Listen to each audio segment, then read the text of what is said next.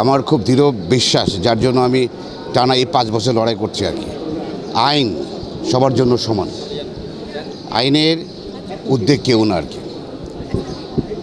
আজকে আমার এই কোর্টে আসার এটা হলো যে আমাকে যে ওই যে কী বলে আপনার একটা মামলা দিয়েছে, চাঁদাবাজি মামলাটা দিয়েছে 5ই আগস্টের 2:30টার সময়।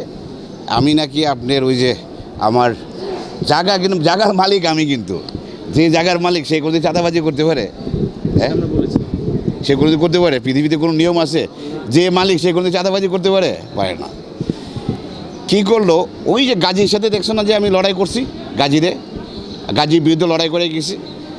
এই গাজীর লোকজনই কিন্তু এরা, যারা তোমরা দেখছো এখনও, তোমরা গিয়ে দেখো, সার্চ করে দেখো যে টিভিসি সব জায়গায় নিউজ আছে যে আমার বাড়িতে কিভাবে তারা আক্রমণ করছে, গুলি মারছে, বোম মারছে, আমাকে মেরে ফেলার জন্য এন্টায়ার রূপগঞ্জ থেকে পুরা বাহিনী ওঠে, হাজার হাজার লোক নিয়ে আসছে, একবার না, একদিনে দফায় 4-5 বার আক্রমণ করছে।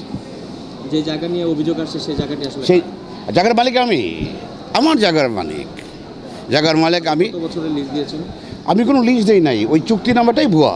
আমি জেলে ছিলাম। দখলবাজিরা কি করে, যারা জায়গা দখল করে তারা করে কি হয়, তোমার নামে একটা মামলা দেবে, একটা চুক্তি করবে, তুমি দেখবে ওখানে 2টা চুক্তিনামা আছে, তাহলে একটা চুক্তিনামা ওরা করছে যে 10 বছর, আর এটা হলো 1 বছর, তাহলে কেমনি হয়? তাহলে 2টা তো তোমার 10 বছর কথা।